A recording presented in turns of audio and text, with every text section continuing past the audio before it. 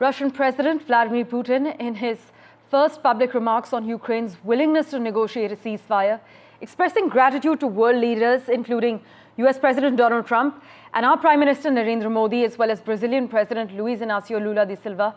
He has thanked them for their efforts in addressing the war. Listen in. As for Ukraine's preparedness to cease fire, well, let me tell you, as I see it. But first of all, I would like to start with words of gratitude to the President of the United States, Mr. Trump, for paying so much attention to the Ukraine settlement. All of us have a lot on our plates, but many state leaders, the chairman of the Chinese People's Republic, the Prime Minister of India, President of Brazil and South African Republic, all pay a lot of attention and devote a lot of time to this issue, and we are thankful to them.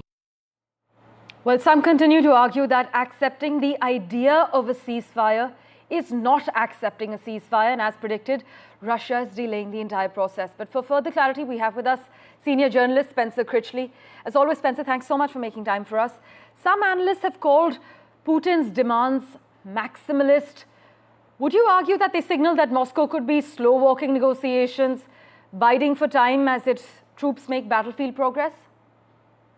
Well, yes, you absolutely have to assume that. With Putin, you always have to assume bad faith. He keeps teaching us over and over and over again, you cannot trust me. He doesn't just lie repeatedly, he performs his contempt for the truth. It's kind of typical of the fascist totalitarian that he is. Truth is very dangerous to totalitarians, so they're constantly looking for ways to destroy faith in the truth. More specifically here, in Ukraine, I believe Putin has already violated 25 previous ceasefire agreements. This idea even of negotiating with Ukraine about the invasion of Ukraine and the murder of its civilians and the abduction of its children and the commission of war crimes, the idea that this is somehow a negotiation as opposed to trying to expel that invader, it's kind of similar to imagine if violent thugs invaded one's house, murdered part of your family, and when the police arrived, they said, okay, well, you know, both sides have points to make here. Let's sit down and negotiate.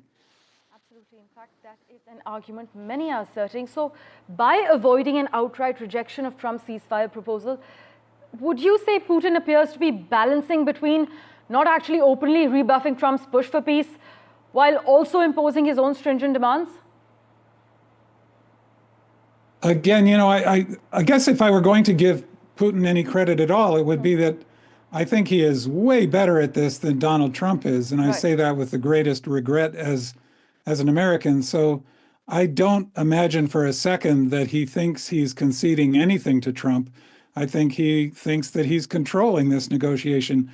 And for Trump to describe this response as promising, it's promising nothing. It just looks like yet another example of Trump's almost childlike naivety. He loves to present himself as the great deal maker, but he keeps being played for a fool in deal after deal. As always, Spencer, thank you so much for joining us with your views. We will, of course, revert you for regular updates.